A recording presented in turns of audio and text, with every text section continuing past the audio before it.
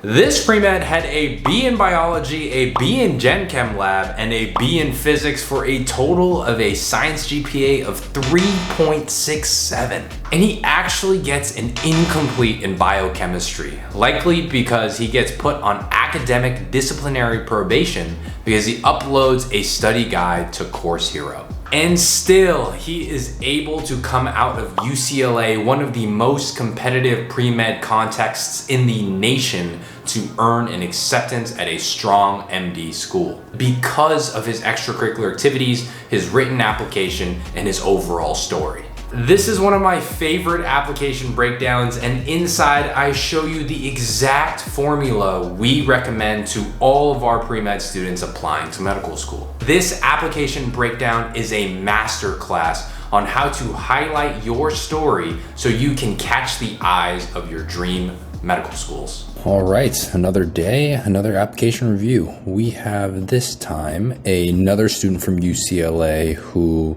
actually does a master's program at Yale in the East Coast for a master's of public health before committing to medical school. This student applies with a 3.83 total GPA, however, with a 3.67 science GPA, as well as a 510 or a 77th percentile MCAT. This is his school list, a nice list of 26 schools kind of across the coast, including a lot of the California schools, as he went to UCLA for undergrad and kind of lives around the West Coast, so staying home was important to him. And then some of the East Coast schools given his year around Yale. So we'll start with the conclusion. So number one, I think this is a great application to talk about this concept of intention, which is that when you are writing your application, it is your job as the writer to convey the picture and to paint the kind of context that you want to be seen in. In other words, your reader will, no matter what, come to some conclusion. And you can help your reader get to the conclusion faster, or probably more importantly, you can help the reader come to the same conclusion about your journey that you have crafted for yourself. You have thought about proactively, intentionally. And so I say this to demonstrate that you should think about how you want to come across and not leave it up to chance. Remember, your reader will have some conclusion. And if you aren't the one that's going to be painting that for them, then you're going to leave some of your medical school admissions perspective, how people see you, up to chance. You can do this in a couple of ways. You can group your pillars and your activities into themes so that it's easy to remember, oh yeah, Mike, that's the community health, teaching and mentorship basketball guy. You can also start by identifying some core competencies and then show some stories that really demonstrate those core competencies again and again and again. And if you aren't familiar with core competencies, let me pull them up and chat about them real quick. These are the AMC's 17 pre-med core competencies. They are broken down into professional competencies, thinking and reasoning competencies, science competencies. And essentially, these are ways that the central governing body, the AMC, has decided to share with all medical schools and their admissions committees. These are the things that we want to see in future cohorts of physicians, of doctors. Some of these are pretty straightforward. Like, we would like our doctors to be pretty competent in the sciences, human behavior, living systems. Some of them are a little bit more abstract, like quantitative reasoning and critical thinking. And then some of them are kind of the more, quote, soft skills, or the things that you want to see in a human who's taking care of you. A commitment to learning, cultural awareness, empathy and compassion is a huge one, ethical responsibility. This is not meant to be a laundry list of all the things that you have to do or show or demonstrate. It's really meant to be a guiding principle or a guiding set of criteria that medical schools can use to evaluate applicants. And so if you know that these are things that medical schools are looking for, then you can think, okay, if I really want to come across as empathetic and compassionate, or I resonate with my value of reliability and dependability, then what stories or what experiences do I have in my life that demonstrate those core competencies? And if you show one story, then two stories, then three stories in three different activities, all demonstrating your reliability and dependability, then you start pushing your readers to think, that student is really well known for his reliability and dependability. he was the guy who did that XYZ activity and then came through on that camp when the professor couldn't make it, and figured out a creative solution to solve that research problem, even though he had 2 hours before the deadline or something like this. You have the ability to reverse engineer how you come across, and you can do that intentionally. And I think this application is a good example of that. Nudge your reader to see you the way that you want to be seen.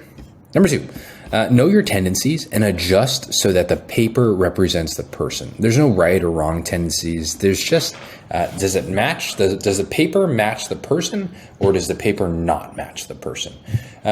This is a concept I've introduced in the past. I call it paper-person mismatch syndrome, where you read the application, in this case, the paper, and you start to meet someone who is very academic, very kind of scholarly, big words, and then you get to the interview and you meet a person who's very casual, friendly, and it almost like gives you like a little bit of whiplash, and you think, is that the same person whose application I've been reading about? And of course, people are different than how they write, but I do think that there is something to be said to trying to create that level of consistency for your admissions committees. So if you are a casual person, recognize that kind of putting your personality on the paper is something that will be to your advantage, right? You don't want to be too overtly casual where you're unprofessional, but you want to excite the reader just based on what they're reading. And then when they meet you in person, you can continue to like close that loop, finalize that, and really show the person that, okay, who I read about and I was excited about is also the same person in real life. I'm very excited to bring this person on into our medical school class. So if you know that when you write, you're terse, and then in real life, you know you're a little bit more detailed when you're speaking, and you like to paint stories and share colorful details and bring the person into the room, then you want to probably recognize that your writing is on the wrong edge or the wrong end of the spectrum, and start inching it forward to the more detailed so that you start matching that person and person to paper context. If in real life, like I am, you're more casual, your writing should not be overtly academic, like you're writing a publication, just because it's a little bit jarring to meet someone who seems very academic on the writing, but then in person is just extremely casual. It's just kind of confusing. So I'll show you some examples of how the writing comes across and how it's different from the person that I know in real life. Number 3, what is known, it's seen before, it's boring. So when you're writing, I want you not to focus so much on what you're doing, but I want to really know how or why or so what. And so I have this little drawing here of kind of the, what you see above water is what, like they'll describe what they do, what their responsibilities are, what happened. But what I'm more interested in is your sense of reflection about the event, or how you made that happen. So how did it happen? Why did you do it? And so what? Kind of what? Why does this matter? Type of thing. And so I have an example that I'll go through here based on one of the activities that the student wrote about, and how he could have expanded on his, in this case, writing an article about how the LGBTQIA plus communities could not donate blood. But really, I was more interested in the how, the why, and most importantly, in the so what, because I have my own conclusions about why this is important, but that's not really important. It's not really the point of the matter. The point of the matter is why you believe it's important, and I want you to convey that to me as a reader. So, and then our last conclusion here is that real estate is just invaluable. You'll see that there's not a lot of space, even though you have 15 activities and a personal statement. Each activity is 700 characters, probably on the order of 5 to 7 sentences. There's not a ton of space. And so every activity and every idea that you share must serve a purpose. You get into a lot of trouble when there's redundancy. It doesn't really drive home the point deeper than you'd like, or there's redundancy that just doesn't really affect anything about your application, how it's interpreted positively. You must convey something intentionally with everything that you write. It's your responsibility as the writer, the architect of this application, to build your writing with sound foundations. Yes, with the words and sentences, but otherwise there's no hope for a larger theme and identity to come across if you do not take a step back, look at your application from a 10,000 foot view and notice, oh, I repeated that exact same story here and it doesn't really add anything to my application. Or, oh, I really want to come across as resilient, but I only have really one example of resilience there, and nowhere else in my application do I share any of my other stories related to my resilience. Pay attention to the real estate. The reason you don't come across the way that you want to is that you are not spending your real estate on the application intentionally. Think about what activities, think about what stories you want to share, and make sure that each of them serve a purpose. You want to answer that question. Why would medical school X accept you? You want to picture like you're the admissions committee member and someone asked, hey, like, why did you accept Michael? Just like in a very casual conversation. And you want to be able to think about what you want that admissions committee dean to say about you. If you know what that is with clarity, then you can take that, reverse engineer it, and make sure that you're writing in a way that brings all readers to the same conclusion, which is why they would accept you. Okay, so those are the conclusions of this fantastic application. Why don't we just start from the top? There's a couple of additional pieces of information that I think would be interesting for folks to see. So for one, this is our first application review that has an institutional action. Right. And I just like how he takes control of the narrative. He gets in front of it. He doesn't make any excuses. He takes full responsibility for what went on. So he writes, yes, I did have an institutional action. I was placed on disciplinary probation during my undergraduate studies. I shared a study guide on Course Hero during my junior year of college. Course Hero is a platform where students can exchange documents and access various study resources. At the time, he thought it was a test bank and a place to access supplementary practice materials. He erroneously assumed that I was not violating academic conduct codes by sharing the document. However, he realized that he was wrong and that ignorance is not an excuse. I take full responsibility. I just love how simple this is. I take full responsibility for my actions. I reviewed the student conduct code, the standards of conduct. I met with my school's dean to discuss the violation and the consequences. And then I completed an academic integrity workshop.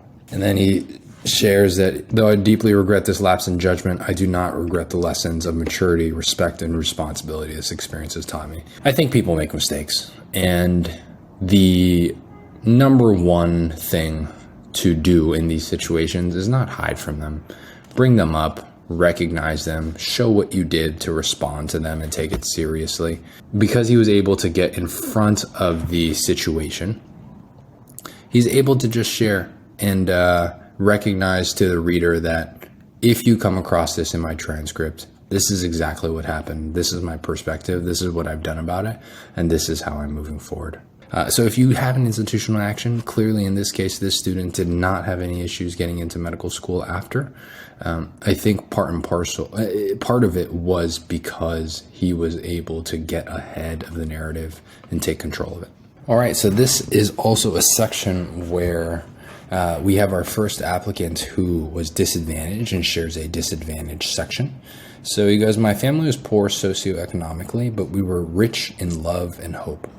Growing up poor made me feel invisible at times, but my mother instilled strength in me that I could still achieve my goals for the world to see. Poverty made me feel worthless to society. The only thing I could submerge myself in and feel proud of in my life is education. When I had nowhere else to go, the public library or after-school programs were there. Without school, I would not be who I am today. I relied on government assistance through my childhood. My family could not afford extra tutoring, prep books, or the cost of applying to medical school. I inherited a relentless work ethic and resilience from them that has allowed me to get this far. To have the opportunity to learn and access higher education in this life is a privilege. With my family's encouragement, I've used my pain for good by reflecting on my struggles to feel advocacy for those society does not touch, see, or hear. I know the fear of being saddled with medical debt overshadowing the concern for my health. I will utilize these adversities to connect with my future patients, and these experiences will empower me to serve the communities I come from, the communities which have invested in me and have brought me to this path. So you're starting to see, like, he has never once said that he is mature, but just by reading this paragraph, that's the immediate thought that I have, right? Writing in a way to encourage your reader to come to a conclusion is an important thing, an exercise to do. You want to make sure you start with, how do I want to come across? Like, what are the core words that I want this person to feel after I read it? In this case, I felt maturity, right? I sensed maturity. I didn't sense like jealousy. I didn't sense that like I felt bad for him. I sensed this value of maturity. And so if you know that your story points in a certain way, you can try to have that one word kind of core at the top while you're writing. Like, for example, in this prompt, you can just write the word mature and then try to write in a way where it connects to this value.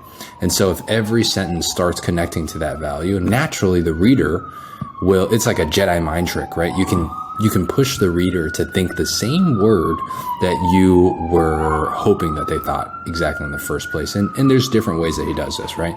He shows this very strong contrast. My family is poor socioeconomically and doesn't make excuses. He just makes a strong, beautiful contrast. We were rich in love and hope. I have used my pain for good. He has all these contrasts that redefine what poverty or poor means, right? I wrote here that he's redefining a pejorative. Poverty has its pros. It's kind of similar to this scenario here where he says, I regret deeply this lapse in judgment, but I do not regret the lessons that I learned, right? So there's always something positive that he's taking away from these scenarios, and you're starting to see him do that. Growing up poor made me feel invisible. So it's a very strong, stark word that you can resonate and feel with. And then he just describes how his experience connects him to other societies and communities that have felt the same way. He's using this as a clear strength, right? He goes, thank goodness for my poor socioeconomic status, because otherwise I would not have been able to understand the people as well as I do now. And so I just love how he approaches this disadvantage section and this institutional action section. I think they're just great examples for folks and other students who have similar things to emulate. So let's go to these grades now.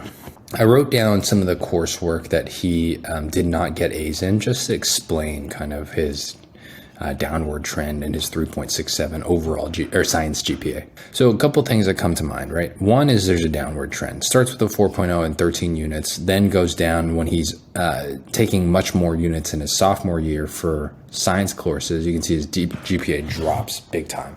Goes from 4 to 3.57, which is essentially a touch between it's essentially an average between a B plus, which is 3.3, and A minus, which is 3.7. And then he maintains that GPA in junior year on a lighter load of science courses. And so let's see what he did. So in sophomore year, an A minus in bio lab, a B in chem lab, a B in molecular bio, an A minus in OChem, an A minus physics, B in physiology, and B in math.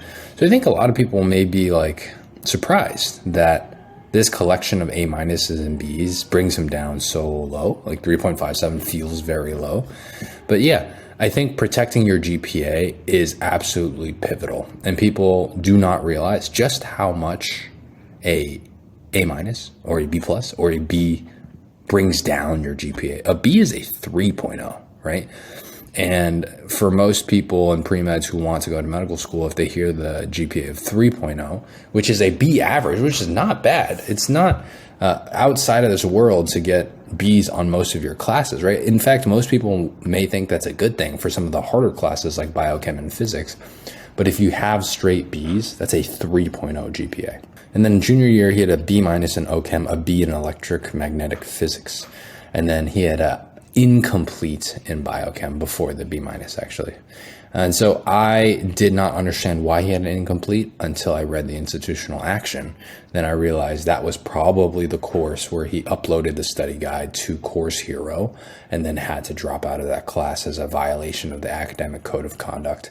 So I'm just glad that as I was going through the transcript, I wasn't confused, right? I didn't know, I wasn't left in the dark where I was like, why did he drop out of that class and only that class? Or why did he get an incomplete as opposed to all the other courses in that quarter where he did take it for a grade, right? Immediately, even though it doesn't affect the GPA, my first thought, it probably went so poorly for him, like I'm talking D-F, that he had to pull out so that it didn't affect his GPA.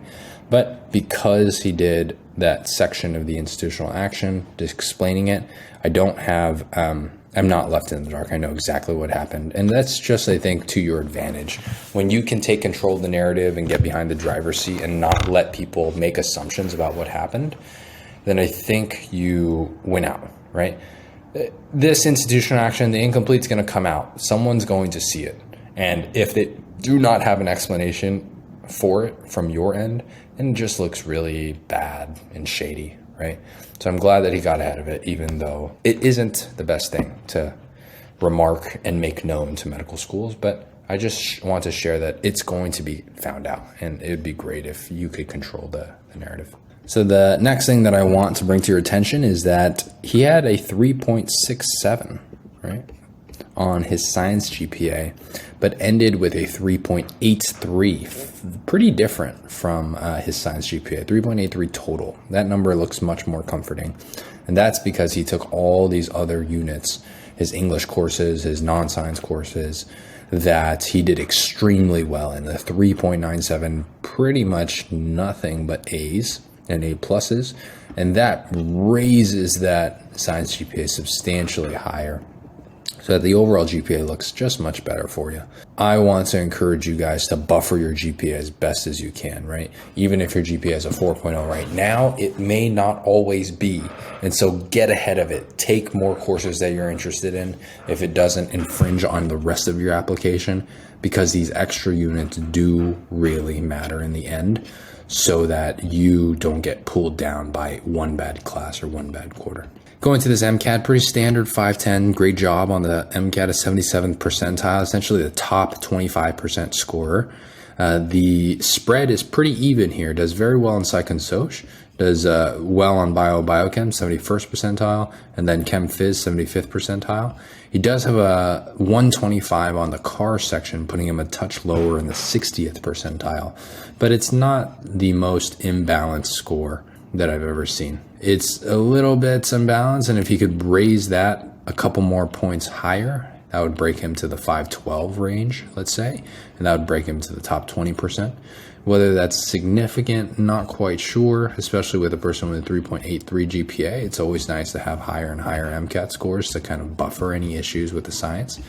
But overall, a pretty strong top 25% score. So that's the context. We got a 3.67 downward trend science GPA, a 3.83 total with a 510 or top 25% MCAT score, applicant from UCLA, California. So let's just go top to bottom, I think, for this very interesting set of experiences. I like this one to start, this LGBTQIA plus HIV research assistant.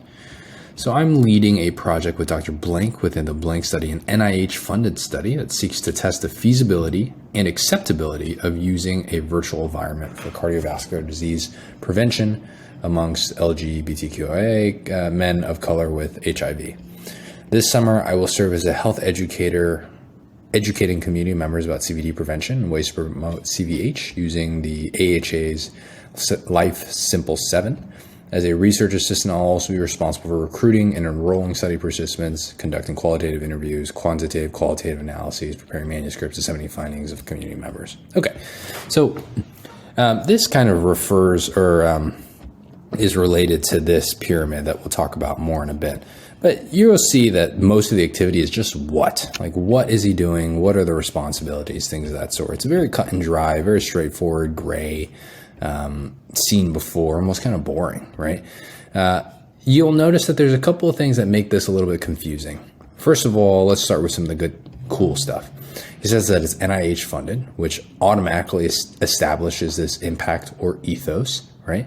If something is NIH funded, the national science body has taken interest to it, so that's really cool. And then he says, I'll serve as a health educator, educating community members about ways to promote CVH using AHA. So a lot of people especially if you're in medicine or not quite in medical school yet, or even especially if you're pre-med.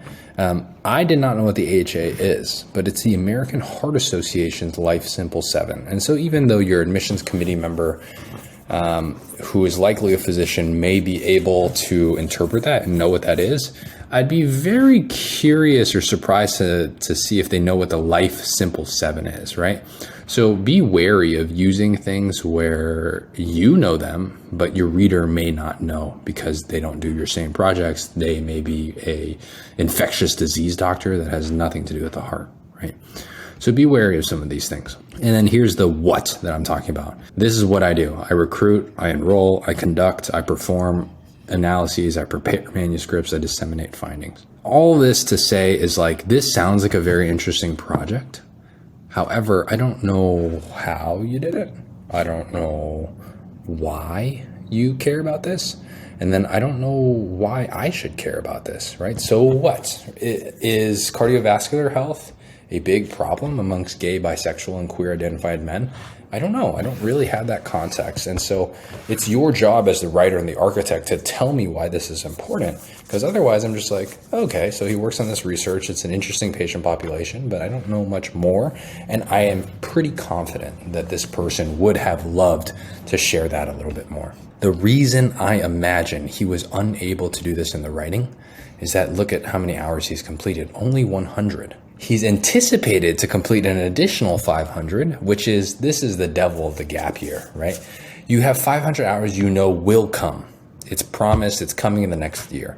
However, by the time you apply and write your application, you do not have that experience. And so you're almost trying to just project and say like, this is what I will be doing. This is what I will be learning, but I haven't learned it yet. I haven't experienced it quite yet. And so for those reasons, I can only tell you what's kind of the job description is, right? This is the devil of the gap year. You feel like you need extra time off to get more experience, but when you're applying, you apply a year early, so you don't actually have that experience, but you will get it. It just almost like doesn't count for your primaries, right? So that is a problem here, and I imagine that's why he had issues describing why it was important, how he did it, and so what. Diversity, equity, inclusion in medicine research assistant. So you're starting to see that he enjoys kind of working with maybe vulnerable populations in the diversity space. I'm working on an NIH-funded study. Again, you get that ethos with Dr. Blank to investigate diversity in the physician-scientist workforce. I code qualitative interviews and work on manuscript development to disseminate findings. That's not the first time you've seen it, right? So you're starting to see this redundancy, disseminate findings. From reading student responses, I've learned about the significant barriers first-gen, low-income face in getting into and staying in medical school. In addition, my role is to perform administrative tasks, schedule, organize, send out, and redact interview transcripts. So you're starting to see again, he has this structure where he tells you what he does. What does he do? What does he do? What does he do? Job description, job description. We know roughly what research assistants do. You may do something slightly different, but it's really not that important that I know that you send out disbursements, right? It doesn't really get to why I should care about this. I don't accept people into medical school because I recognize you have great experience sending out disbursements, right? I want to get 1, 2, 3 layers lower, just kind of how we're describing here, this little pyramid that we're talking about. I want to get lower into what really matters and what it says about you. And I don't want you to hide behind this what.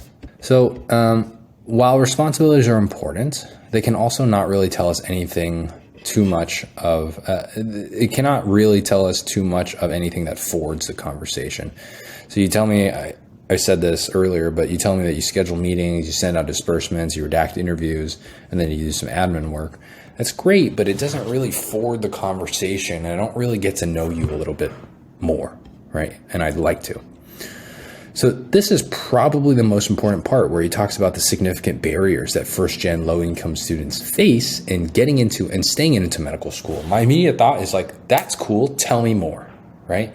But instead, what I hear following is I send out disbursements, I organize meetings, et cetera, et cetera, et cetera. Again, I think he cannot expand because the activity happens next year. It's the real con of gap years where you know it's going to happen, but because it hasn't, you really aren't able to talk about it too much. So keep that in mind. That's happened twice now for him. Free clinic volunteer. All right, so this is the third time where he has 200 hours completed and 500 more hours anticipated. Let's see if this affects how he writes. I am a volunteer care coordinator at the student-run free clinic. It serves members of the New Haven community who are uninsured and often undocumented. Okay. I contact the physician's office on behalf of the patient to set up appointments. I also call patients to remind them about upcoming care visits and ensure they have adequate transportation to reach their appointments. In addition, I help patients fill out medical documents while also making sure that the patient understands what they are consenting to. Okay. If you're a pre-med, especially if you're a doctor, especially if you're an admissions committee member who reads a ton of these applications, when I read free clinic volunteer, immediately I know what you do. You probably check vitals, you probably check in patients, you probably schedule patients, you probably help them with transportation, you probably help them fill out forms, you probably help find translators for their visit. Because I immediately know what a free clinic volunteer does, I don't need to have 3 or 4 sentences where you tell me exactly what you do, right? I know you contact doctors. I know you call patients. I know you help them fill out medical documents. What I'm most interested in, and I wrote this here, I'd like to know more about the people or the reflections you had working for uninsured, undocumented, no transportation patients. Right here, uninsured and often undocumented. Again, that's the interesting part to me. Tell me, what are their struggles? Tell me, what have you noticed when you were working with them? Tell me, why does it matter to get these people the care that they need? Tell me why it matters to you. Tell me how you do all this stuff, right? How do you get transportation for them? Do you print out a paper on MapQuest and show them exactly the cross streets that they take a left or a right on? Do you show them the exact bus routes and what time they leave from their house so that they can get to the appointment on time? Those are the details that I really want to know. And again, I imagine they probably could not share those details because 500 hours had not happened yet. So if you are taking a gap year, please be mindful of that. Gap years can 100% help your medical school candidacy, but you do not want your gap year to suddenly save your application because we have 1,500 anticipated hours that don't really count for the primary. They may pop their head in the secondary, and they certainly will pop their head in the interviews, but when you're initially screened by these top medical schools, they will not count. And it causes your writing to be much more flat than you would like it to be. Next, we have COVID-19 testing technician, paid employment medical clinical is 30 hours here. Okay. So I served as a COVID-19 testing technician during the peak of the pandemic. I shadowed Dr. Blank. He is a family medicine doctor who advises patients and the healthcare team. Through this opportunity, I interacted with patients and witnessed the business side of healthcare. My responsibilities include preparing equipment and supplies, labeling, insuring, providing patient education. In my role, I adhere to safety protocols, respected confidentiality, agree to acknowledge medical. So you can start to see that I'm reading through this really quickly because it's like a job description, right?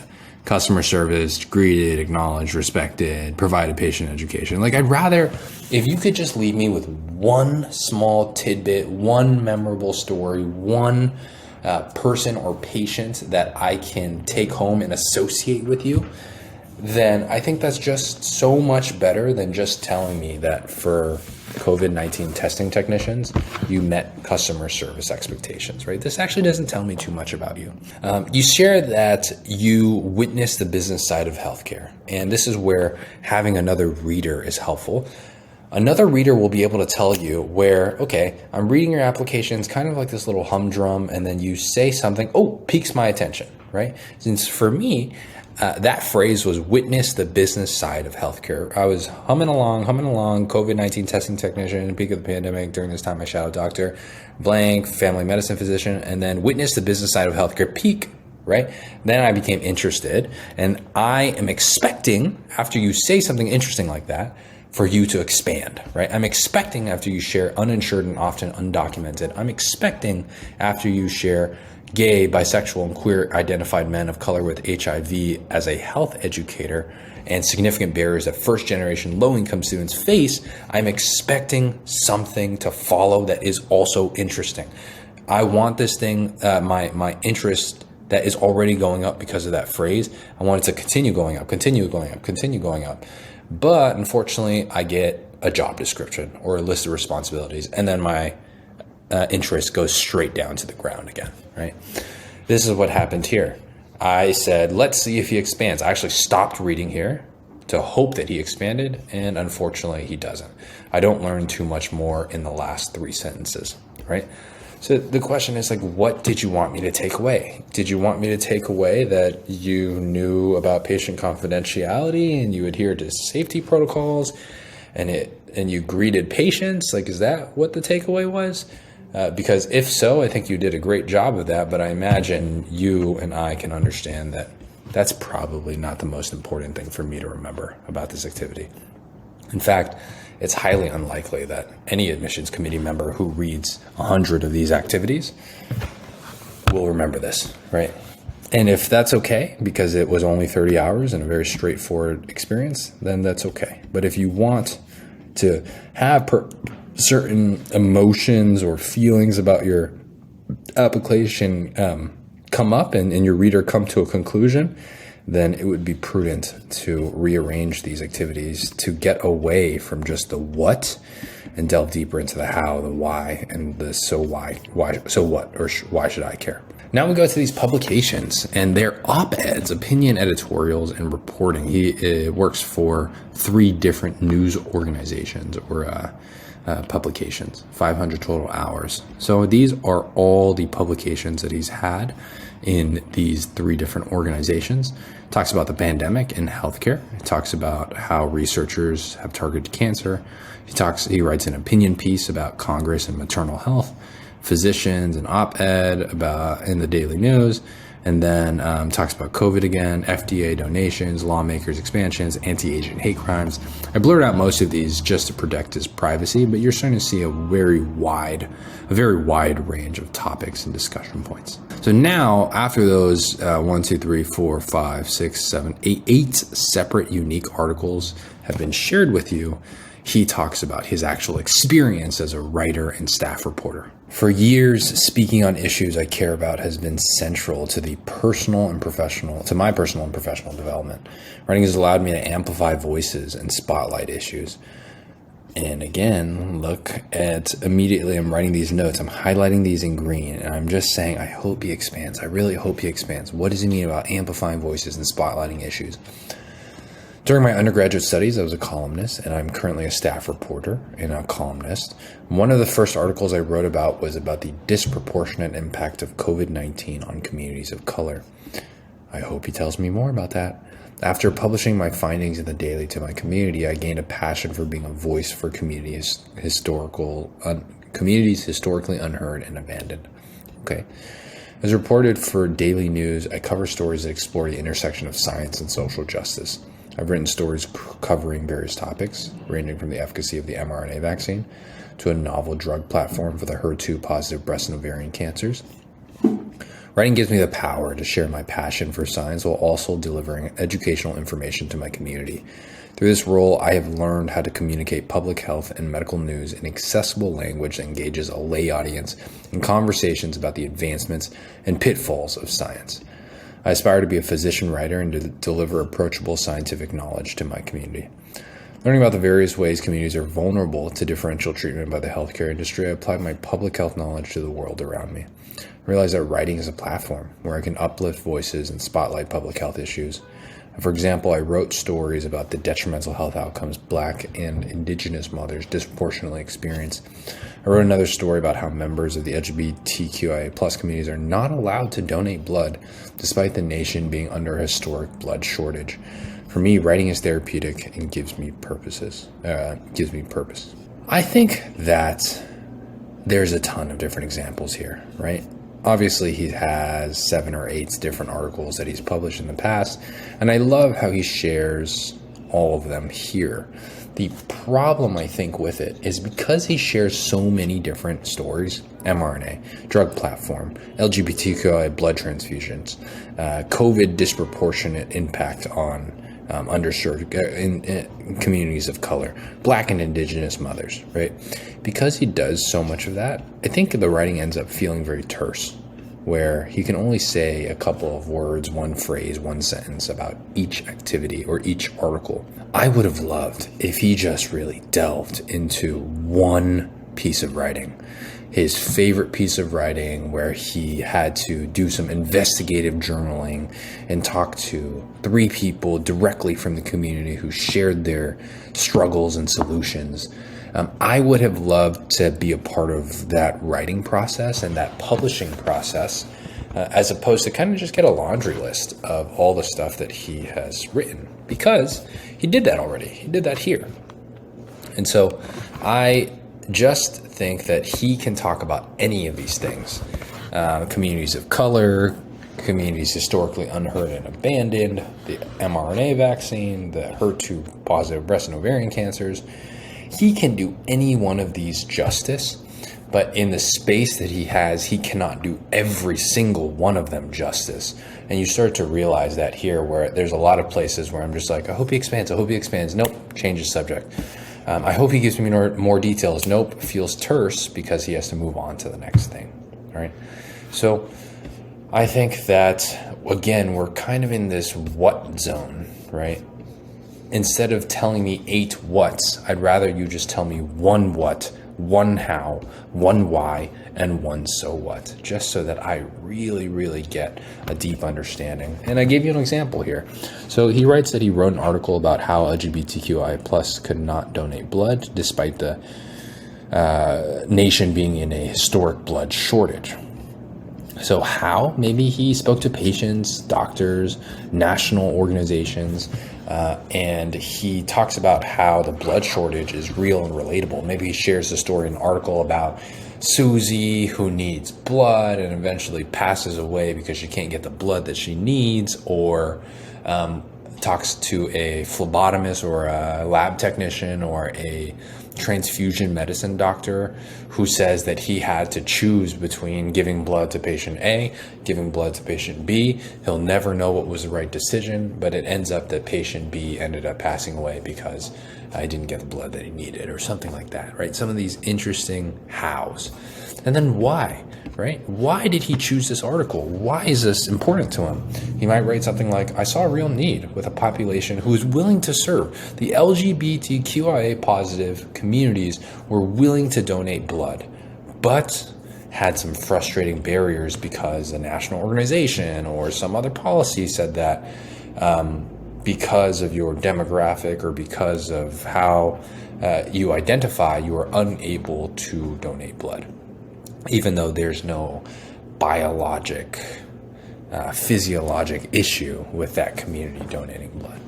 And then it's the so what, right? The why should I care? So maybe this article received thousands of reads and website visits, and that was the reach we were able to get. We were able to discuss our policies and our desires for opening up blood transfusion or blood donation policies with the local congressman, local senator, local mayor, or something like this, or local organization of the blood transfusion national organizations. We shared the voices of the many who are typically unheard and unseen, and that's why that's important. And so what? So why was it important to me? Well, it's because writing is a vehicle to service a mission. I'm able to use my pen and my keyboard to give a voice to the vulnerable, to give a voice to people who are not heard. This is a mission larger than myself, right? And if you're struggling with and coming up with these so whats or why doesn't matter, you can look at these core competencies, right? Service orientation shows a commitment to something larger than oneself. It demonstrates dedication to service and a commitment to making meaningful contributions that meet the needs of communities. That's exactly what he's doing. So the so what is, the takeaway is, I want to embody this value of service orientation because it matters to me, because it matters that these people who do not have voices are recognized and heard in the larger medical system. So that's how I would probably change that activity that he wrote. Instead of going to 7 or 8 whats, I wrote an LGBTQIA plus blood donation. I wrote COVID-19. I wrote Black and Indigenous mothers. I wrote a COVID, HER2, breast cancer, ovarian cancer article. I would go down that pyramid, go deep under the ocean and just show the reader some of the more important things and reflections that we're really interested in. Let's move on to shadowing here. So Dr. Blank shadowing in the pre-med program. I shadowed Dr. Blank in the clinic and in the OR during a gender-affirming surgery. A care team member blindly misgendered a patient who was exposed and vulnerable on the table. Dr. Blank corrected the healthcare team member and emphasized that using the wrong pronouns was dehumanizing. Dr. Blank also expressed that behavior was antithetical to the team's values. At the moment, I realized that physicians serve as critical agents for change within the healthcare system, and as a member of the LGBTQIA plus community, I will use my experiences to help my future classmates, peer, and team members understand the unique experiences of queer folks to deliver more inclusive care. Fantastic, right? This is only 35 hours, and you have shared a piece of writing that goes deeper than the what, right? You didn't share just that you were following him in clinic in the OR. You shared more of the why it was important and the so what. And let me highlight that for you just so everyone can see it. Notice 35 hours, much less than all the other activities, the 100, the 200 hours, the 500 hours that he's been here, the 500 hours he's been there, the 30 hours is about the same, right? The 200 hours he spent there, 100. So you can do this even if you've only had 30 hours in an activity, 35 in this case. So where does he show the why or the so what? He expressed that behavior, misgendering a patient, was antithetical to the team's values. And he reflected, and he said, this is why it was important to me. I saw that physicians can serve as critical agents for change within the healthcare system. This is a doctor or surgeon standing up in the middle of the operating room and educating everyone around him that this was not going to be acceptable for XYZ values and reasons, right? I wrote here that I understand your reflection that physicians have an overwhelming responsibility to help my future classmates, peers, and team members understand the unique experiences of queer folks. That's why it's important to him. That's why we should care as readers. It's a fantastic reflection off the back of the experience, and you can just recognize it only takes a couple of sentences. It takes one experience, not 8 different articles, but one experience where he paints the tension in the air, where the care team member blindly misgenders his patient. It's dehumanizing. The patient's vulnerable on the table. And then the subsequent writing follows up on that story. I think this is a great example of the opposite of what he has been doing up top. And you can see it is just much more compelling as a result.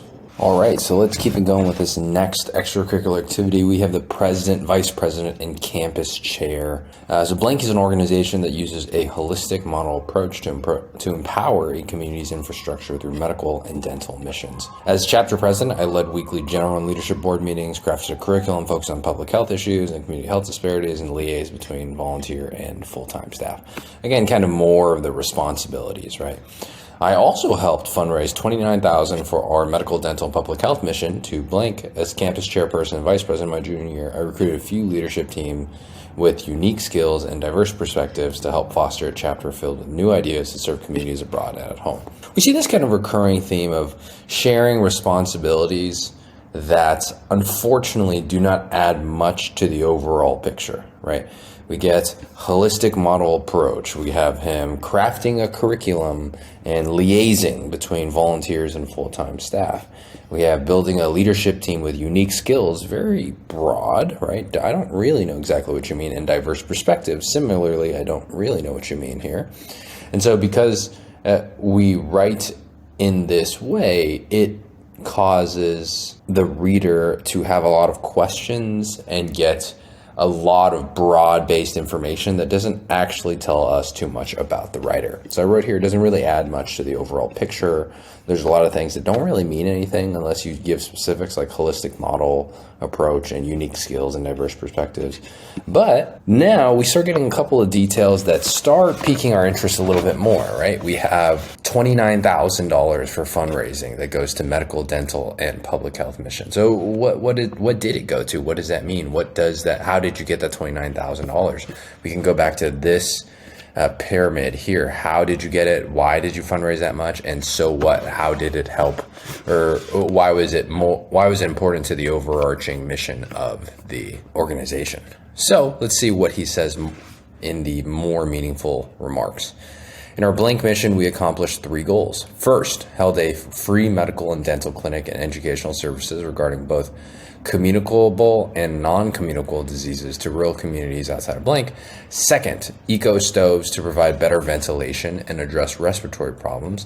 Third, assess the water system to investigate possible sources of waterborne illnesses. On campus, I increased diversity in the leadership. Okay, so now he's kind of elaborating, right? On campus, I increased diversity in the leadership board by forming an interview and application process that values applicants' distinct interests, experiences, backgrounds, and majors. Okay, so this is how he did it. By ushering in a reward system, I tripled membership and increased meeting attendance. Again, how he did it. So we're getting a little bit more information.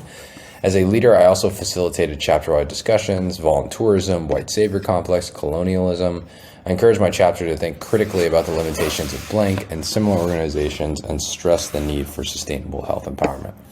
Having taken courses in global health and ethics and public health, I am acutely aware of the dangers of neo-colonialism. It is my position that public health advocates, physicians, key stakeholders should center community members' voices.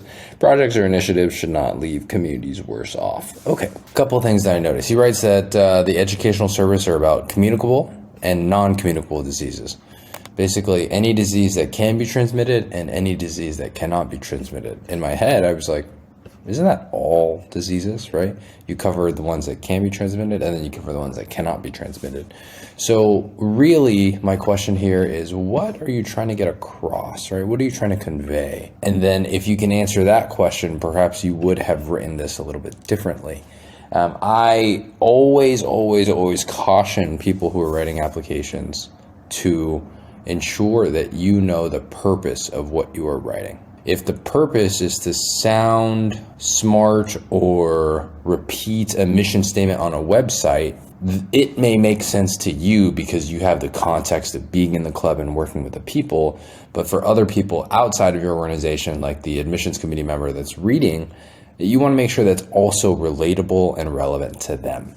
And so when you write communicable and non-communicable diseases, that phrase doesn't really mean too much to the reader. We talked about the eco stoves and the water system and the waterborne illnesses. Now I'm starting to get a little bit more interested because there's specific details about what it is that your organization actually does.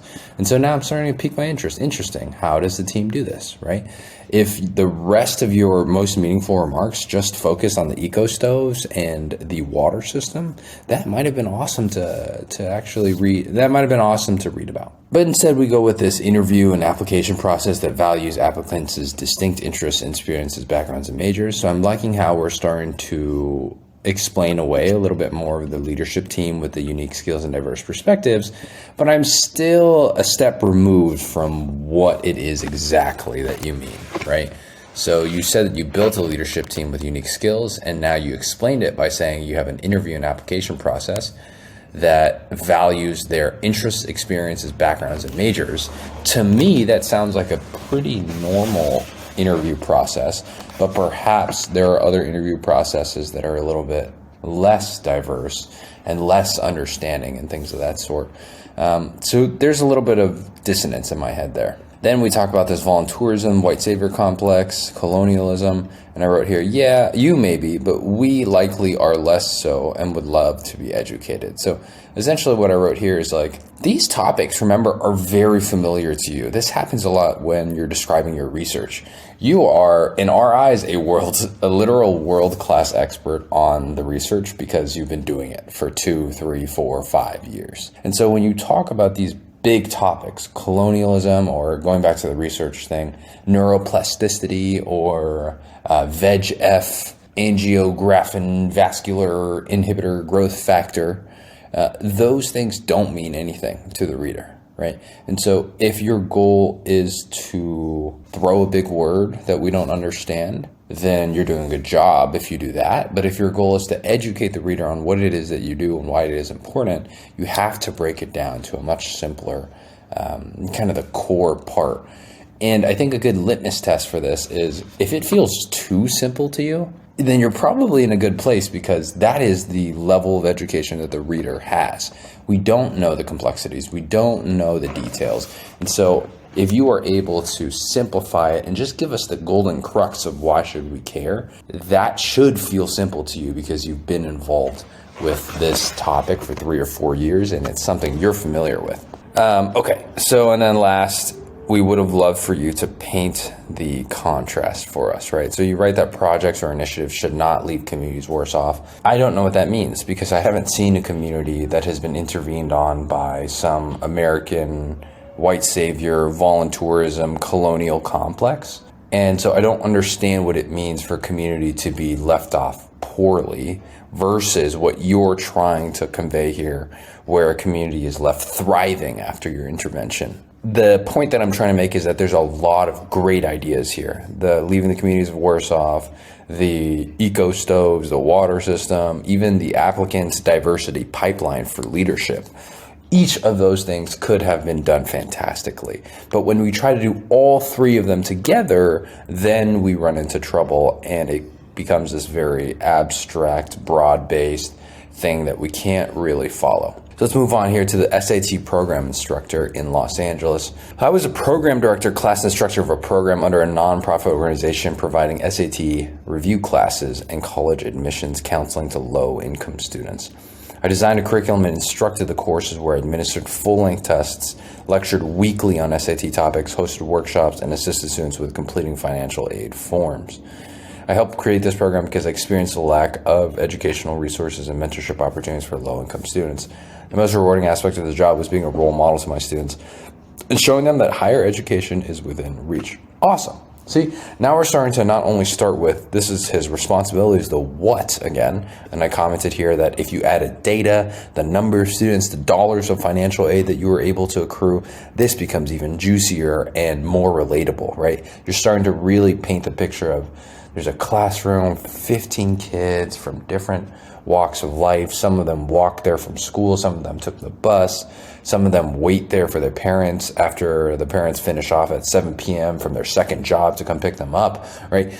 You're giving me these details for me to understand what you're seeing. But more importantly, I love that he starts saying why he did this. I helped create this program because the most rewarding part of this job was, right? We're starting to reflect on what it means, the so what and the why. And because he does this, because he follows this pyramid of depth and gets deeper and deeper and deeper, we're starting to realize that we're starting to kind of appreciate the activity a little bit more than we might for other activities he writes about. I've had the privilege of celebrating my students' success, such as their SAT score and increasing GPAs, and intangible moments of witnessing their parents beam with pride.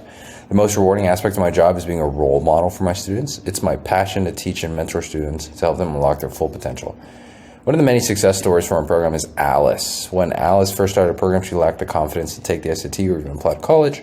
She could not visualize her full potential because she did not have an academic role model. Through numerous practice tests and many drafts of admission essays, Alice scored well in the SAT and earned several college admissions officers. She's now a junior in college and hopes to pursue a career in criminal justice. The program has allowed me to guide students applying for financial aid, grant scholarship community stakeholders, and learn how to fundraise for and lead a community program. I'm incredibly proud of my impact on their students and their families. I know education will change the trajectory of their lives as it has done for me. Okay, so we started seeing this theme of education changing lives. He marks it here, he remarks it on Alice, he remarks it a little bit earlier about being a role model for students, right? I commented here that I'm less interested that it happened, but rather how and why it's important to you. Again, I'm going down this depth pyramid. This is the theme that is recurring, right? And you can see again here, I would have just loved less about like what had happened, because here it's like really no surprise, nothing revolutionary. She lacks confidence. She takes practice tests. They work on her essays together, and then she gains confidence, right? But I want to understand the reflection's a little bit more. The reflection of, you say that you're proud of your impact. I wrote, I know, I just wish you shared why, so I could also experience your pride. Why are you proud of your impact? What does it mean for them? You write that you know that education will change their trajectory of their lives as it's done for me. What do you mean by that? How has education changed your life? How does education changing their lives? If you do not guide me to the conclusion that you wish to see, I have to do one of two things. One, come up with my own conclusion, which oftentimes is not the same one that you've come up with. It's usually less remarkable. Or two, I just give up on coming with a conclusion because I have 10 more activities to read and 100 more students to read after you. And so if I don't have a clear conclusion by the end of your writing, I just move on and say, okay, well, I read it, next, right? And both of those outcomes, I think, are things that you do not want as a writer. So a couple of redundant things: assist students with completing financial aid and guide students applying for financial aid, both of them the same activity. That, in my head, is not a good use of real estate because you're just reintroducing the same concept twice in a way that is exactly the same. We didn't do anything where we would delve deeper into the material. We didn't share it in a different light. We didn't add details to it. Really just repeated the phrase. And for that reason, I think that's a poor use of real estate for this situation. So unfortunately, I think he does a great job with the first sentence, sharing the responsibilities and starting to open the door of reflection. But I think the second most meaningful experience remarks doesn't really land as well as I'd like it to. So let's move to this next session, the work study student in the Department of Orthopedics. I perform administrative duties for an orthopedic surgery clinic. My responsibilities including scanning, faxing patient documents, and organizing files. During the pandemic, I witnessed the bravery of my coworkers and their commitment to care. Okay, so immediately I read this and I wonder, we would transition from scanning documents to now going to bravery of coworkers during a pandemic. I hope to God that he explains and elaborates here. Let's see if he does. As the clinic transformed into an unfamiliar landscape, okay, the courage of my coworkers moved me. That is pretty much the same as witness the bravery of my coworkers. So it's a little bit redundant. Let's see if he elaborates. They continue to show up and fight for their patients. Okay, that's one step forward. Witnessing their devotion to patient care, which is redundant again, right? Witnessing their devotion to patient care and their commitment to patient care is the same phrasing. Reinforced my commitment to serving others through a career in medicine. Okay, how? Hopefully he tells me here. This work study position allowed me to support myself financially. Okay, now I got a little bit of whiplash. Now we went to, I'm encouraged, I'm inspired, I want to work as a physician through the tough times, and then now we're talking about supporting myself financially and balance with work and academics. Okay, this activity in particular, especially with something at 760 hours, is another example of kind of doing too much. You will have the chance to elaborate on activities if the interview or the school is interested in it. They will not be interested in it if there are too many concepts in one activity that cause them to get whiplash and confused and look at an activity and say, that is so broad, I don't really know what you mean, right? We talk about a clinic transforming into an unfamiliar landscape. What does that mean? You talk about courage, you talk about showing up, you talk about devotion to patient care, but there's no specifics, there's no details, there's no real kind of understanding. I can't relate to it is the issue. And because of that, I wish that there was more written there so I could feel connected to this activity a little bit more. But instead, there's this really sharp transition to a work study position, allowing yourself to support yourself financially, which could have been the main idea of the entire piece. You can certainly put that front and center. You can certainly talk more about the difficulty of balancing finances with study and health, and that would have been a great activity as well. But because we try to balance both of them, it's a little bit too much to chew. So we have a couple more here before the personal statement. The presentations and posters, Microevolution, OWL presentation, Honors Research Symposium, Gay Low-Income Students Path presentation, Yale School of Medicine, HIV Illness Perceptions, Student Research Day. I love the diversity of publications. I love the diversity of presentations, both in the research setting and then going up, if you all remember, to this, which is diversity of thought in the writing publication setting. So you get a person, at least in my head, the first phrase that I think of is diversity of thought, right? Not only in the scholarly academic realm or arena, but also in the writing arena, in the public opinion arena, which is something very valuable to have in a medical school community. Research assistant, I assisted Dr. Blank, Alzheimer's Research Lab, with projects testing the effectiveness of interventions in reducing beta amyloid plaque to prevent or delay Alzheimer's. My role in this project was to perform immunochemistry protocols, section brain, analyze it, images of the acute traumatic brain injury mouse subjects' brains using image J analysis. Like I'm reading these 3 sentences again, and it's just very wordy, right? Another trick to make sure that you're doing a good job with readability is just reading it out loud. And there are parts here that, even underlined, projects testing the effectiveness of interventions. It's a very long phrase, probably 100 characters, maybe 80 or something like this, but it doesn't really say much. It just says that you are working on a project, essentially. You can just replace this with, I assisted Dr. Alzheimer's Research Lab with, or in this lab, we investigated beta amyloid. And that would have saved that whole line and spent maybe 40, 30 characters. My role in this project was 2. You can replace this whole thing with I. I performed, right? And that shortens the writing to make it more concise and also gives you a ton of real estate to work with to share or delve deeper into your main idea.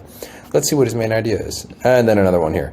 Acute traumatic brain injury mouse subjects' brains. I don't think subject is necessary here. We have two brains that are a little bit more repetitive. And it doesn't really add so much. Like if you add using image J analysis. I know what image J is because I've used it before in a neuroscience capacity. But your admissions committee reader likely doesn't know what it is and doesn't need to. And so we use this phrase that doesn't really add too much. Losing my grandfather to Alzheimer's disease inspired me to join a lab which works to generate pioneering knowledge that can inform the development of novel treatments for Alzheimer's disease, traumatic brain injury, and other neurodegenerative disorders, right? So I would have loved to know the relationship here between you and your grandfather, between how you're noticing the work that you're doing in the lab is supporting patients like your grandfather, reflections, concepts, so whats, things of that sort, rather than this very wordy, very niche type of knowledge. I want to understand kind of the why, right? If I'm interested in how great you are at pipetting and sectioning brains and using image J, which I likely won't, then I'll ask, right? I'm more interested in like why and what this means to you. Generates pioneering knowledge that can develop the novel, inform the development of novel treatments for all these disorders. And that's the same goal for all Alzheimer's labs, right? So we use this entire last line and a third to not really say much, unfortunately. All right, we got this next hospital volunteering. I volunteered in the emergency department, liver, ICU, hem-onc. My primary role was to provide patient comfort, stock medical cards, participate in patient handoffs, and assist care coordinators with various tasks, such as changing patient dressings and walking with patients around the floor. Through this experience, I developed communication and teamwork skills. As a part of the healthcare team, I realized the importance of clear communication, teamwork, and compassion to ensure patient comfort and well-being. So I wrote here that most ADCOMs are familiar with hospital volunteering, so this doesn't add much. What I do want to share is that even though I'm kind of, I have repetitively commented on this writer and sharing the responsibilities of each activity and that not being too helpful, I do want to say that you shouldn't just jump straight into a reflection or a story without making sure that there's at least some sort of context in case the admissions committee is not familiar with this. In this case, it's highly unlikely. With that being said, I still like a couple of things, right? primary role of changing patient dressings and walking with patients around the floor. These are very niche, specific details that will immediately connect the reader to that scenario, right? But things like participation, patient handoffs, provide patient comfort, those are a little bit too generic and broad for us to really resonate with. So choose your details wisely, right? I like this because it just paints a picture of you walking with a patient around the floor. I like this because it's very intimate, shares you with the patient, changing a dressing, cleaning the dressing, opening the gauze, taping it down. It is a short phrase that really brings anyone who's ever been in a healthcare setting, things like that. But stocking medical cards or providing patient comfort, a little bit too generic.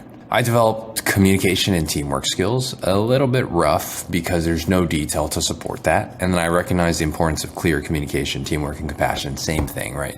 I don't really know how you develop those things, and so it falls a little bit flat. Honors, awards, and recognitions, Asian Pacific Community Scholar, Dean's Honors List, Ronald McDonald, Science Fair. Okay, great. And then lastly, we got some hobbies. I love some hobbies, 2,000 hours here, weightlifting, yoga, hiking, dance.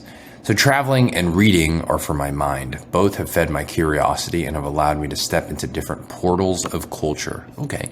Weightlifting is for my body. It's been an outlet for me to challenge myself mentally and physically. It's taught me the importance of having a growth mindset. Yoga and hiking are for my spirit. Yoga has taught me how to breathe and reflect. Hiking enabled me to appreciate the world around me. Dance is for my mind, body, and spirit. It provides me an outlet to connect with myself and with others. One performance I'm proud of is called, sorry if I butcher this, Gawai Gawai, a traditional Filipino dance. After months of practice, I learned about my culture and gained lifelong friendships. Okay, I like this, right? We're starting to see a structure, a rhythm, almost like a poetic bounce to this writing, right? It's for my mind. This one's for my spirit. This one's for my mind, body, and my spirit, right? You get kind of this, I forget what the literary term is for it, but it's kind of like a 1, a 2, and then a 1-2, right? We're kind of walking the reader down this poetic rhythm. And I am kind of sad that this comes so far deep down the application, because this is the first piece of writing that I feel like I'm starting to get this person's personality out onto the page, at least their personality outside of work, right? The rest of the activities that you've read, the hospital volunteering, things of that sort, the other descriptions were all that was talked about are his responsibilities. Those feel very flat. This feels lively. It feels like it has a song, a musicality to it. And it just is a portal into this person's world. Traditional Filipino dance, person hikes, he has yoga, weightlifting, traveling, and you can do that with other quote unquote like more professional or more bland activities by telling the stories, by doing the reflection, by writing in this very lyrical way that represents his personality. So I think this is a great example, an activity that even though he's doing a lot, right? Traveling, reading, weightlifting, yoga, hiking, dance, that's like 5 things, 1, 2, 3, 6 things. He's doing it in a way that conveys him very well and very personably. Let us transition now into the personal statement section, and then we'll rehash the conclusions. And I think that will be it for this activity or this particular application. I remember that November afternoon like it was yesterday. My mom's voice was shaky over the phone, and I immediately sensed something was wrong. The provider at the community health clinic had just diagnosed her with cancer. As I sobbed into a pillow, my head filled with questions. Were they sure? What about a second opinion? The primary care provider told my mom to make an appointment with an oncologist as soon as possible. Like, I'm starting to feel this like rush of urgency. I'm not sure what's going to happen. I'm a little bit nervous, right? He sobbed into a pillow. Something was wrong. My head filled with questions. Were they sure? These are the 3 most powerful words that I've read in this entire application. Were they sure? However, due to her Medicaid status, she faced long wait times to see an in-network oncologist. I would have loved to hear how long it took, because if he writes, due to her Medicaid status, we couldn't see an oncologist for 3 months, right? Those were the longest 3 months of our lives. Those 2 sentences really just drive home the difference that people of low socioeconomic status face when they have to interact with healthcare. I felt like we were running against the clock. It ultimately took weeks. Okay, great. So now we're on the same page here, right? It ultimately took weeks for my mom to see an oncologist. and several more weeks until she underwent the life-saving surgery she desperately needed. So again, even if you feel like weeks is not that long of a time, when you write it and you add those details and you paint it in a way where you say it was a long amount of time because it felt like we were running against the clock, that urgency is conveyed to the writer, right? So don't skimp on details, even if especially if you feel like the details themselves are not impressive. For example, he writes something with his club president. Yeah, he writes that he tripled membership, right? When I hear a phrase like that, I'm always a little bit skeptical. Did he triple it from 1 to 3 or from 1,000 to 3,000, right? Those are two different things. And I imagine because he skips the details, it is likely on the lower end side. I have to almost make that judgment. But if he says, I tripled membership from 9 to 27, even though in your head you don't feel like that's impressive, the details help the reader. It almost makes the reader, almost gaslights the reader into thinking, oh, 9 to 27, you wrote as if it were impressive, so I should feel like it's impressive. But when you don't give me the details, I make the assumption that, oh, he's hiding something that probably wasn't impressive. So I love the details here, even if it wasn't months. The fact that it was weeks and it was life-saving surgery and it was running against the clock, that gives me that sense of urgency. I lived in perpetual fear of losing my mother.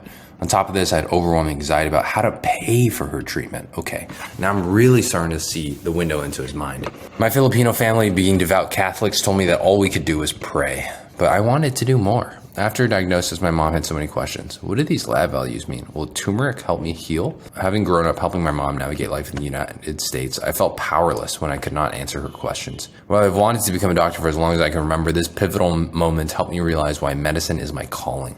Just as children of immigrants help their parents navigate unfamiliar settings and bureaucracy, physicians help their parents navigate complex treatment regimens, translating scientific jargon into empathetic and relatable language. So I love these details. How to pay for her treatment. Now I'm starting to really see the worry that's in your head. What are you actually focusing on? The Filipino family says that all we could do is pray. Now I'm starting to see the cognitive dissonance of a person who is educated in America, who feels like there's more to do and wants to do more for his mother, being bottlenecked and limited by the kind of religious background of their family, saying there is not much more we can do, pray as hard as you can, and feeling like he doesn't have the ability to support his mother in the way that he wants to. I love how he talks about this turmeric, right? This is a very specific detail that I myself, as someone who has a mother who reads a ton of Asian-related East medicine type of things, turmeric is at the center of our medical culture, right? So having a question about cancer and sharing that detail is just fantastic. I wrote here is an interesting, fantastic window into health literacy. He writes this awesome parallel and overlapping semblance of responsibility. So you can start to see his maturity come through in the writing, because he writes here, just as children of immigrants help their parents navigate unfamiliar settings and bureaucracies, physicians help their patients navigate complex treatment regimens. So you get this analogy of how he was and his role as a child trying to help his mother heal, with the doctor's role in a clinic trying to educate patients on what is next and right and helpful for them. I think this is a very tactful, mature way to share that he is ready for those types of conversations and responsibility because he's been doing things like this when he was a kid. On one of my first days as a hospital volunteer, my role was to keep a patient company. The patient had suffered a motorcycle accident. His recovery was complex because of numerous pre-existing conditions. Despite this, the patient was audaciously hopeful. We talked about how he was looking forward to being discharged from the hospital and getting back to tending his garden. His zest for life filled the room and left an unforgettable mark on me. He made me realize that patients are more than their diagnoses in their most vulnerable moments. They have lives outside of the hospital and the culmination of lived experience and stories. I'm pursuing a career in medicine because of my insatiable desire to live many lives through patient stories and my indelible curiosity to understand the human condition. I aspire to become a physician because I want to become a healer and a bearer of hope. Let us see what he does with this writing. Look at these details, right? This patient had suffered a motorcycle accident. His recovery was complex. He had pre-existing conditions, but he was audaciously hopeful. Let's see how he builds that patient up, right? There's a sick guy. He was already sick in the past, but yet he's hopeful. Let's see where he takes that. He takes that to sharing about this patient's life outside of being sick, tending his garden, having a zest for life, and coming to the conclusion that patients are more than their diagnoses. So there's a beauty in being more than who you are as a patient, because outside of the hospital, you're a completely different person. And I think he does a great job in this paragraph of sharing that. Now, he has 2 back-to-back strong build-ups where he talks about the patient in the hospital and then he talks about the patient outside of the hospital. And then let's see how he concludes this paragraph. He hits it with, I want to become a doctor because I want to live many lives through patient stories, and I'm indelibly curious to understand the human condition. When I read this earlier and when I read it now out loud, I still wish this landed a bit more selflessly, right? We talk about another patient, his hopes, his dreams, in spite of his sickness, and then we connect it to our dreams, our wishes, our needs, right? His need to satiate his curiosity. I wish this landed a bit more selflessly, because it felt very selfless by telling this other person's story, and I get the need to connect it back to yourself. But I just have a feeling here that, like, I wish that it wasn't about me in this case, because the entire paragraph was about someone else and their hopes and dreams. I wrote that we get a little bit of the savior complex to live many lives and to satiate his indelible curiosity. So that's just something I noticed. My experience as a volunteer at the student-run free clinic has further strengthened my commitment to a career in medicine. As a care coordinator, my responsibility is to ensure that patients experience continuity of care. I assist the patient who waited months for a physical therapy appointment. This is very common for folks of low SES with poor insurance. Despite communicating through a translator, I could comprehend his frustration and desperation to start working again so he could provide for his family. What a fantastic detail. Starting to really get in the head of another person. This is the definition of empathy, where you can suspend your own reality, your own wants, desires, ego, and pick up someone else's, right? Which he does very well here. I rescheduled his appointment to an earlier date at an office closer to his house. From this experience, I learned that sometimes it just takes one person to speak up to make a meaningful difference. I realized the weight of my words and the privilege I have to be able to use my voice. As the son of a cancer survivor, I intimately know the importance of patient advocates and how patients need support to ensure that they attend their appointments and do not get lost in follow-up. Whether it was growing up low-income and underinsured in Las Vegas or volunteering in New Haven with patient populations that are predominantly uninsured and undocumented, I found that transportation and language barriers were real restrictions to seeking adequate healthcare. So a couple of awesome insights here. For this one, I love that he talks about the frustration and desperation. He could have had a period right there and just stopped, but he expands by saying he's frustrated, he's desperate because he needs to get better so that he can work for his family, right? That is an awesome insight that shows what health really means for different populations. For some people, health may mean I get the chance to walk my daughter down the aisle.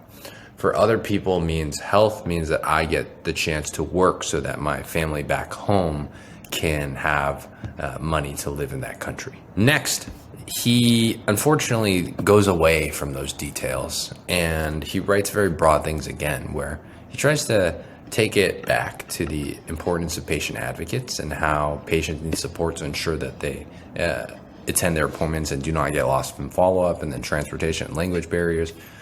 I wrote here that he never really expands on this. He never really developed this thematically, right? He talks about language barriers once with the translator.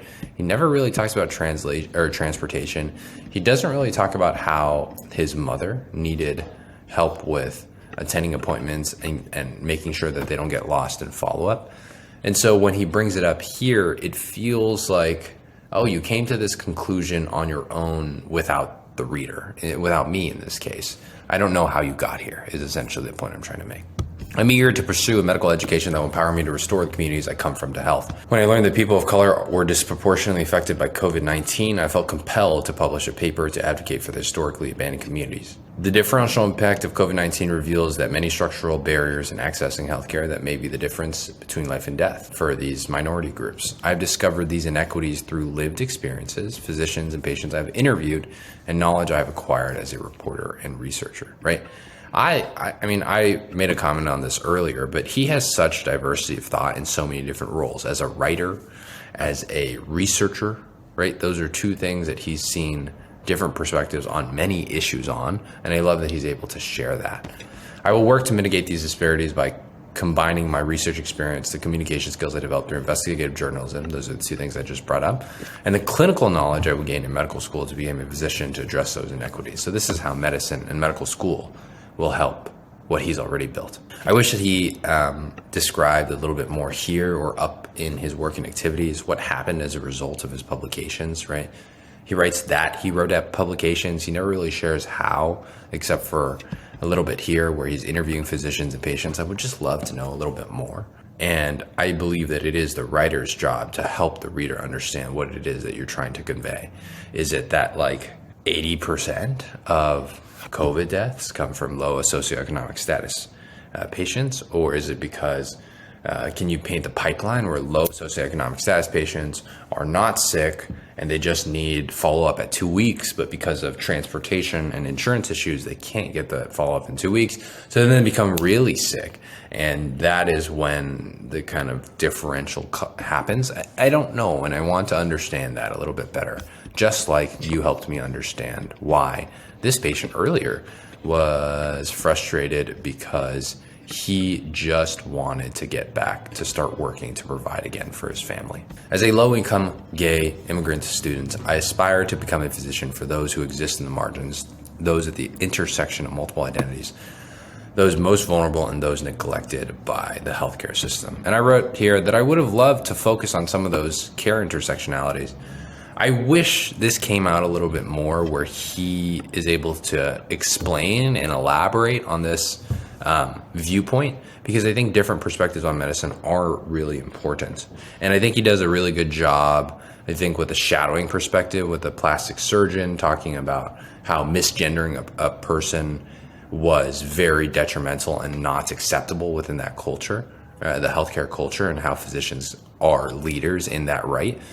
I think that's a great example of where he kind of leans into the intersection of gay, LGBTQ plus, gender identity, those types of concepts. But I wish he leaned a little bit more into the low income. I wish I learned a little bit more about the immigrant identity. I got kind of the turmeric story for the low income. I got kind of the needing to get healthy so you can work. But if these identities are really important to you, it should be hammered again and again and again and again throughout different parts of your application. As a volunteer shadowing doctors and as a family member of a patient diagnosed with cancer, I've witnessed firsthand the unique skill set physicians employ to deliver empathetic care and give hope to patients when they need it most. I seek to open a clinic that serves disadvantaged communities and apply my public health medicine background through my work as a physician and advocate for the underserved. This was noted multiple times in concluding paragraphs without much purpose. Yeah, so there's kind of, I think, 3 or 4 times where we talk about the family member of a patient diagnosed with cancer. I think it's very memorable for the first time you open the personal statement that I remember vividly your mother had been diagnosed with cancer and then received life-saving surgery. I wish that you, instead of using the real estate to remind the reader, who undoubtedly remembers that part, I wish you use the real estate to delve deeper into what that meant, right? To elaborate on what you meant by having the issues of transportation and language barriers and how patients need support, what type of support, and making sure that they don't get lost in follow-up, right? Those things. I wish you elaborate more on those things instead of just kind of reiterating this phrase. And lastly, I wish you expand on this background and the needs that populations of disadvantaged communities have. There could have been an entire piece just based, I know, on your knowledge of experiencing it personally, but also as a volunteer, as a shadower, as a president of an organization who works with multiple communities who are under-resourced in many different ways, as a writer who pays attention to these types of communities and their experience. There's a lot there that I wish we delved into either in the personal statement or in some of the working activities. 26 total programs applied to, and we'll just rehash the conclusions here. Number one, intention. How do you want to come across, right? Remember, I told you there's really only two options. One is the reader comes up with a conclusion that's unlikely to be the one that you came up with, or the reader just gets overwhelmed because they have so many activities and applications to read that they don't come to a conclusion, they just go next. And so I think it's your job as a writer to ensure that you're grouping things, you're being repetitive and highlighting certain activities, themes, narratives that you want throughout your application again and again and again. And it's your job to walk the reader to a conclusion that you intentionally have pre-designed, right? You want to nudge your reader to see you the way you want to be seen. And if you do not, then we come to this place where the reader is kind of in limbo and 10 different readers have 10 different conclusions, and none of them are the ones that you wanted for yourself. Number two, know your tendencies and adjust so the paper represents the person, right? I think when there was writing about the yoga, dance, weightlifting, hiking, that brought your personality out, right? That was detailed to a point where we learn about gawai and the different other activities that you're involved with. But that's in contrast to most of the other 14 activities that you wrote. Most of it was terse and really just shared your responsibilities, what you did. It felt very academic and terse. I know you to be more detailed, colorful, casual, and that personality didn't really match the rest of the application. And so if you know your personality and how you want to come across to the reader, make sure that you're writing in a way that reflects that. 3, this is probably the most important conclusion. Just recognize that you want to go to these deeper layers, especially if you're writing about activities that you know that most admissions committee members have experience reading about. Hospital volunteering, research, kind of club president type of things. Be quick and concise and succinct with the what. We largely know what your responsibilities are. And when you are describing them, add details. $29,000 fundraised, right? Add details about the exact topics that you were talking about. Colonialism, white savior complex, things like this. But then move on to the hows, right? How did you fundraise $29,000? How did you create this powerful article about the LGBTQIA plus population who could not donate blood and the frustration there? Then talk about the whys, like why did it matter to you?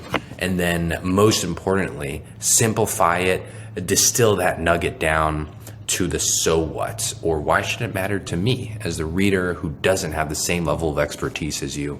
Advocate for your activities. And this is why it's important to have activities that you really love and care about, because it's very hard to advocate for a whole wheat cereal, because I personally do not eat cereal in the morning, and so it's not that important to me.